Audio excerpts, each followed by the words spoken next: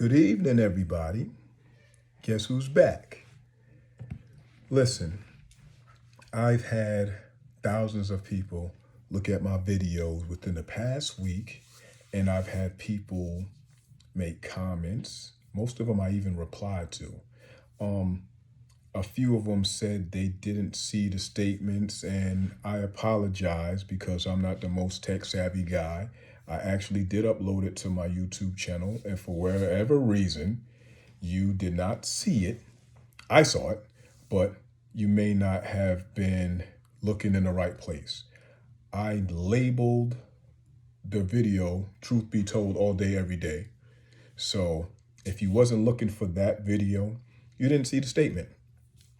Any rate, there's several things that I wanted to address.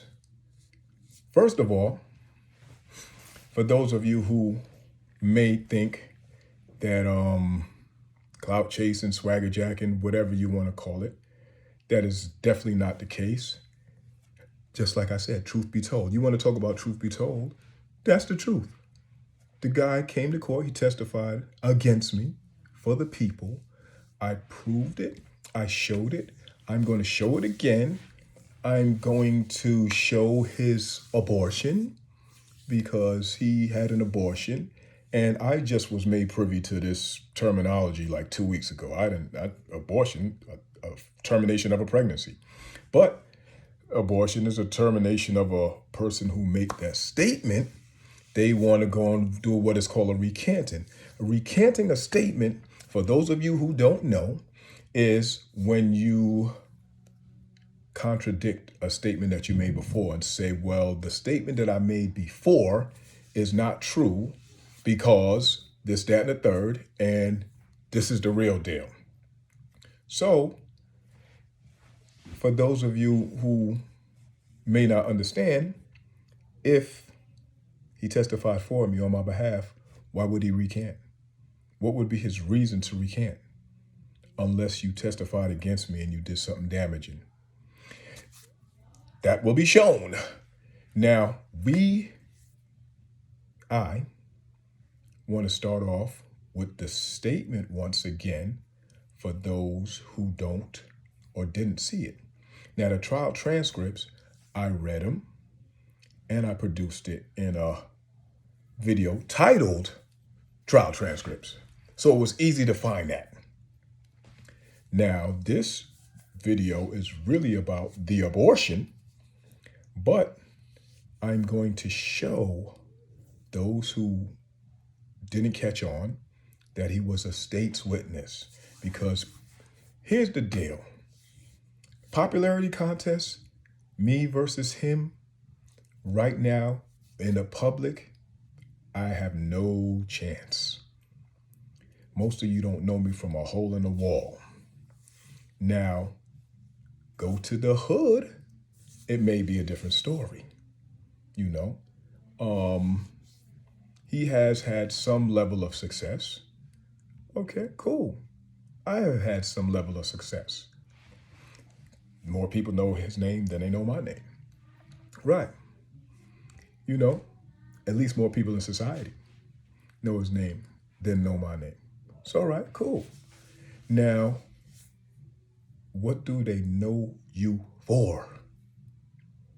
They know you for telling people's business, telling secrets, being a part of entourages or a part of groups, and then going back and telling what they done.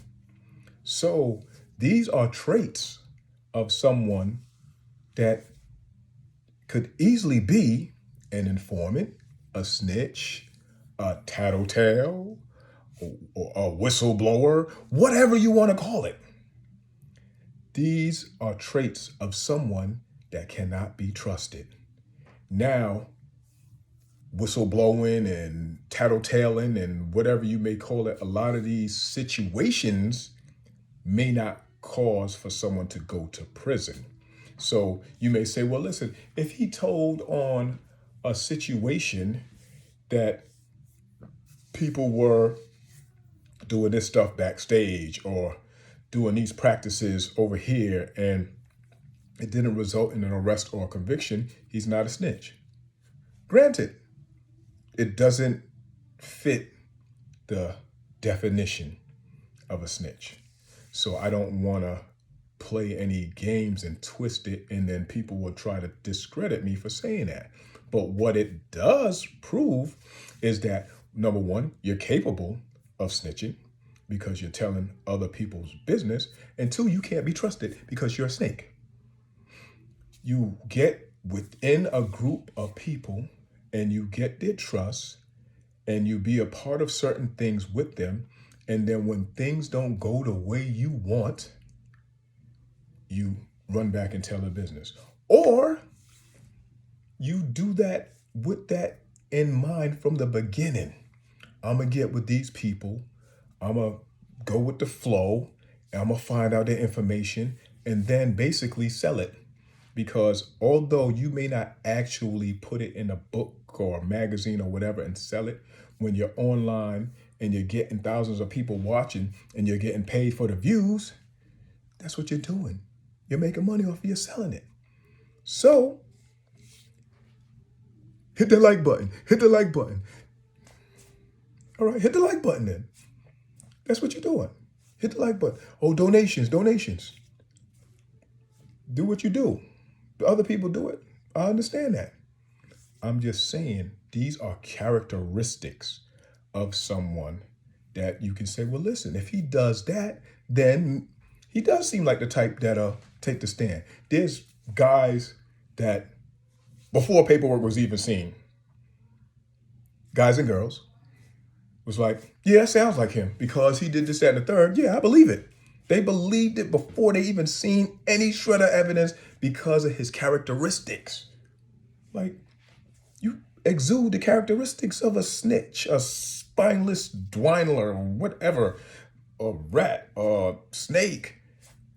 And that's what I believe you are. And then when the paperwork come out, okay, I have several people put in comments, paperwork. I told them where to go. Paperwork. Oh, a rat is a rat. Some people was like, well, one person said, it seemed like I was reading something I made up. Another person read this testimonial trial, heard me read it, and like, well, listen, if you kill somebody, you got to do the time. All right, what that got to do with him telling? What that got to do with him telling? If I kill somebody, I got to do the time, and if that's God's will, so be it.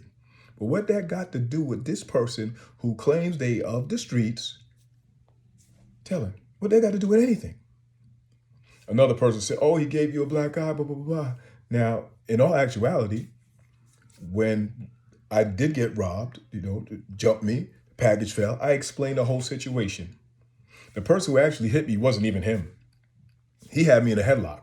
So the person who gave me the black eye is the guy that I stabbed the same day. So for those of you who try to twist it and bounce it around, listen, the truth be told. The truth be told. I was selling drugs. Guys got me for a package. Dude punched me in the eye when I looked the other way to grab the package. I dropped the package. I went to pick it up, hit me in the eye again. This guy grabbed me in a headlock. We bust through the door. The dude hit me in the eye the third time. And the third time he hit me in the eye, I got mad, picked up the deceased, slammed him. A knife fell out of his pocket. I picked up the knife. I hit dude, the deceased. It bent. Chased him off the block. The guy came back with a car, tried to hit me with a car. He hit my feet. I flipped over the fence. Caught him about an hour later, stabbed him in the chest while he was in the car. He drove off. Next time I saw him, we both was locked up. I hadn't seen him no more. And then the thing happened with the deceased. Now you make the judge on who won that altercation. You make the judge. Yeah, I had a black eye. Yeah, the package fell again during the tussle and they got it. So they got away with the cracks. They did. They did get away with the cracks. But you make the judge on who came away victorious. You got the cracks. You got away. I got a black eye. I stabbed one guy in the chest. Later on that day, the guy who actually gave me the black eye, and then the other guy's deceased. So if you're keeping score, I didn't lose. But that's ego talking. It shouldn't have even went that far. But for those who want to keep score that way in the streets, that's what happened. Now, regardless of crack smoking, dudes smoke crack, sell crack, rob, that was one of the things that guys did. I didn't smoke crack. I didn't rob people, but I sold crack. Those was part of the perils. It happens. When I was younger, a guy snatched my chain. I snatched his chain back and beat him up, got my chain, got his chain, but that had an effect on me. That had a psychological effect on me, so that when situations like that occurred, it gave me like a flashback and I lost it. Had that knife that he dropped, that fell when I slammed him, had that knife been a better knife, he probably would have been dead right there. But the knife bent. Any rate, because that's basically for the people who try to do the pot shots and all this. Yo, he beat your brakes off you. If that's what you call it, beat the brakes off me, that's what you call it. But that's probably someone who has a bias and whatever. That being said, not glorifying nothing. I'm just stating facts. More trying to think of things that people asked so that I can address it. But most of the comments I addressed straight to the person. If you said his name, then he had the right to say you, but I didn't say anything about him. I referred to what was a probable cause hearing in one of the videos where it was brought out how it happened. They was looking for the car, police was talking in central booking, and it was brought up that my co-defendant made a U-turn and he got a ticket, but he produced my driver's license. And so when they were speaking about I was arrested, he was like, I just pulled over a car belonging to him. And it's like, well, listen, if you see that car again, it may have been involved. That's what put the dogs out on that. He was still in the car, lollygagging, basically got played. Regardless, still shouldn't have came to court. It's one thing to get manipulated into saying a statement. That is. It's another to come to court and back it up. My uncle got played into making a statement. They went to see him in the hospital. He had pneumonia. I don't know what type of medication they had him under what have you. But he made a statement saying me and Bandit. He said us two. He didn't say Arthur. He didn't say Choke. He didn't say your name. When it came time for trial, they subpoenaed him. He ain't come. That's what you should have did, not come. Any rate, I'm going to go to the statement first. Then I'm going to go into some transcripts of my co-defendants when he was getting ready to plead guilty because he was concerned about the witnesses against him and he wanted to know were the witnesses going to testify, and they gave the potential witness list, which included his name. Not no defense witness list. So let's get into it. Let's flip this camera around if we can. Can we?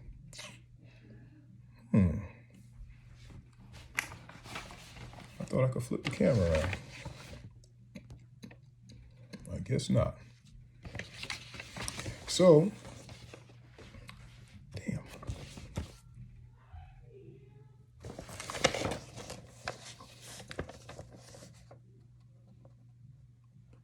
And I do not have a copy of it to read it at the same time. So I'll just hold it long enough, close enough, so that anyone reading can possibly, and I think it's backwards. So what I'm going to have to do is do another video of the statements so that you can actually see it. But for some reason, I thought I'd be able to flip this around. Anyway, see, that's me with these smartphones. But I'm going to do that. And what else do I want to say before I flip it? All right. He was good at manipulating the situation because a lot of people are straight up civilians, meaning they don't give a damn if he told anyway. Like he could come out and say, listen, yeah, I did it, but, and they still gonna love him. I ain't got no beef with none of y'all. That's your choice. My thing is, if you're a snitch, you're a snitch. That's it. If someone loves you despite that, I got no beef with that. If someone is believing that you are that thug, rugged, used to be drug dealer, street guy, live by the code, now they may have an issue and say, hold on a second. This quivering punk, rat, tattletale, sissy. God protects women, children, fools. You 50% woman, 50% baby, because you act childish. 100% fool. So that's why you've been protected all these years. God has a special place for you. Now, you sit there and bother people. I watched some of the videos after I made the first video when I was interviewing on the phone. So I was like, well, let me see what he's been up to. Like, for real, I heard that he had some things going on, but I didn't care. So I'm like, well, let me see what he's been up to. Basically, what I was doing, and you could say whatever, I'm gonna say it, passing judgment, looking to see what has he been doing with his time. Has he been helping anybody besides himself? So I took a look. The first video I saw, I didn't like. It was dealing with the Kobe situation.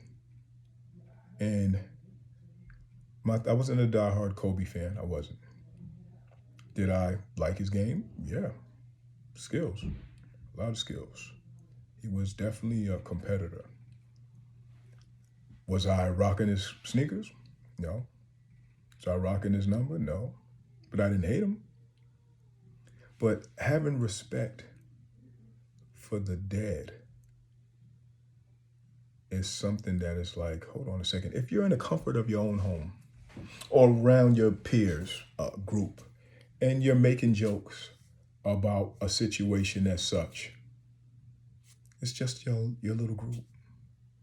Is it right? Doesn't make it right. But it doesn't make your sin that broad. When you choose to slander someone and basically defame them, whether directly or indirectly, but as long as the message gets across, that's foul. So I'm looking at this and it's talking about the devil worshiping and all this stuff. And it was more of a dagger thrown at certain celebrities that he named, but it also was a dagger thrown at Kobe. And I'm like, yo, could this dude have any less couth? Like, could he be any more of a bird for doing this? Like, come on. Your opinion. And I haven't done any devil worshiping research. So I don't know if that's accurate or not. So I'm not going to sit here and say, well, listen, you're wrong because I have the slightest idea. The devil worshiping is nothing, not on my study list. Haven't been studying that. I'm Muslim. I read the whole Quran. Actually, I read the whole Quran, and that's what made me take my shahada during a fast. I didn't see anything in there promoting me to study the devil worshiping. So I'm like, why are you sitting there talking about the deceased and using that as a platform to get at these other celebrities? That was something that was big. So it's like, okay, well, let's see what he has to say about this. So you have an audience coming. You have a big situation that people want to hear your take on. So you had a ready-made audience of your own anyway, and then you had a big topic. So therefore, bam, got the audience, got a topic, they want to hear it. Let me throw my spin on it and then shoot at these people, get my little likes up or whatever. However, the internet ratings, I'm still learning that stuff. Now, okay, bad taste. It was done in bad taste. So I looked at a couple of other things. There was some other stunt with Breakfast Club. Said he wanted to take Bobito's job or somebody's job. That was a stunt. That was just a publicity stunt there, because the Breakfast Club got millions of people checking it out. So that is more of a publicity stunt. That's acceptable. You get on there, you say, I'm gonna take your job, laugh and joke. People hear your name, they might check for you, check for your site. That's acceptable. Everybody's laughing about it. No one's hurt. How do you think Kobe's wife felt when... All right, go. How do you think Kobe's wife felt if she heard about that situation?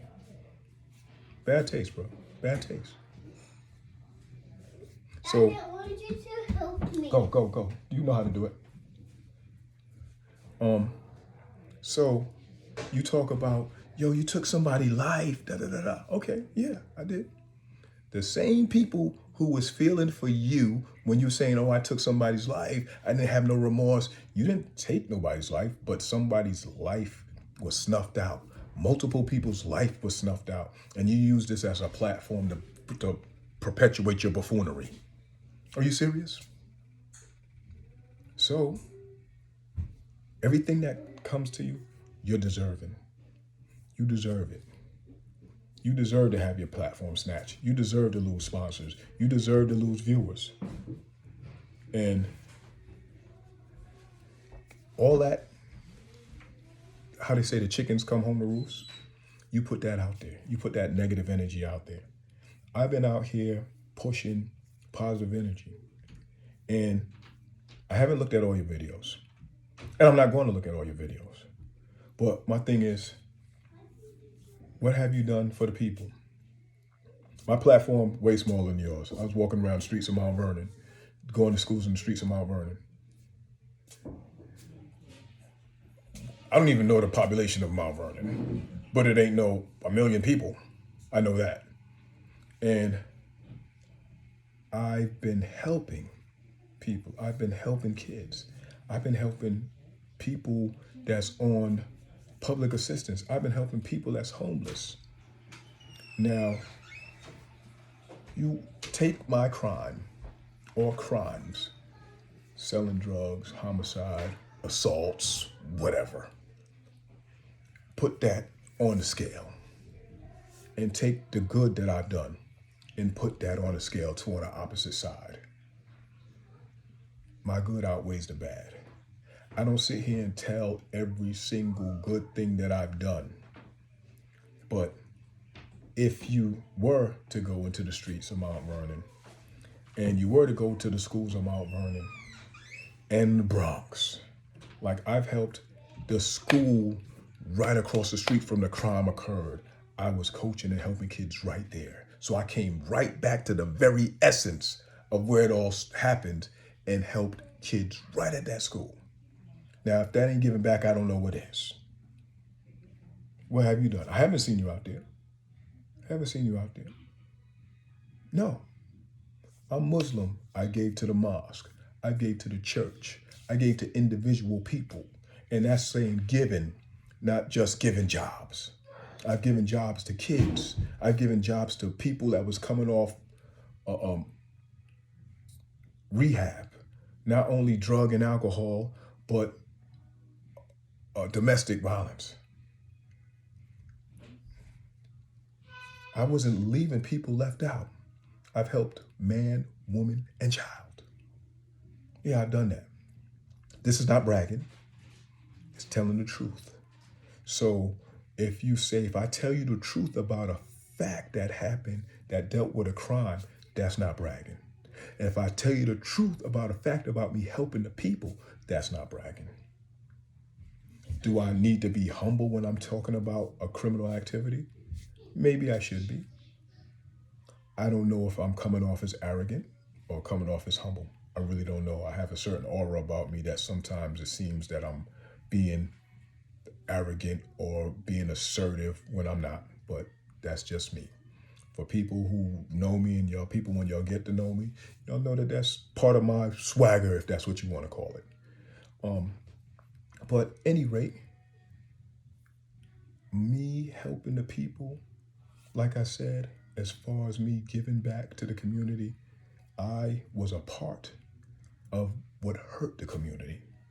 Not just the actual crime, not just that crime, the crimes, the selling drugs, the assault, the just perpetuating a bad role model and being a bad example for people to follow, telling people to do these things and putting packages in people's hands to get other people to sell drugs. And those were bad things. Those were things that helped to bring down the society that I walked, my family walked, my family lived in. The streets that we walked in, the streets that my grandmother, sisters, cousins, that we all went up and down. I helped to make those places unsafe. And then there's a part that I helped to make it safe, but it's still a give and take. And I was a taker. So now I'm a giver. So a lot of what I do now is part of my redemption. So I don't want to be identified as the guy who killed somebody and came out to choke. Choke, your time was ordained, preordained that you would have your little time, your little 15 minutes or whatever, and then you would lose it. Whether it be me or someone else or something of your own doing. Because a lot of times we are of our own undoing. Because you're your worst enemy. You should have just admitted it and just said sorry. Yo, that's my bad. But you chose to lie and chose to say, well, get the paperwork. I got the paperwork. Oh, he's jealous. He wants this. If my paperwork is authentic, then where's the jealousy and all that come from? If it's the truth, it's the truth. What am I jealous of? Like I told the guys at Hip Hop Uncensored, I didn't see your name on no Forbes list. You don't have anything, at least not that I know of, that I desire. I don't want nothing of yours. I don't, you like the Taliban. Like you sitting there in your videos, like you undisclosed locations and like you got a sheet behind you. Like, I don't know where you at. Don't care where you at. But these are things that show that you're not to be trusted. Because if you are doing things that people like, then you can be seen anywhere in America. I don't have to get on the video and shout out half the free world. Oh, Philly, oh, Connecticut, California, Compton. I ain't got to do none of that. When I go places, if you see me, you know me. If you don't, you don't. Like, I don't walk around like a victim. I don't walk around like a victim. I don't walk around like I can't be touched either. I walk around and take care of my business. Just take care of my business. I don't be thinking one way or the other. Like, I'm not worried about somebody running up on me because I ain't doing nothing for them to run up on me for. I ain't in nobody's business. I'm not disrespecting nobody.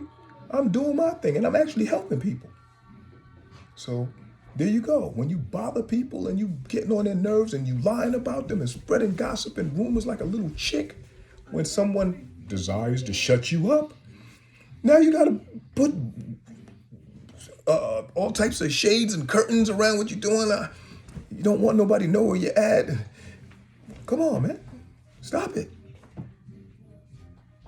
But I'm going to shut this down and I'm going to do the video for the actual testimony, the statements, the abortion, and upload that. Peace.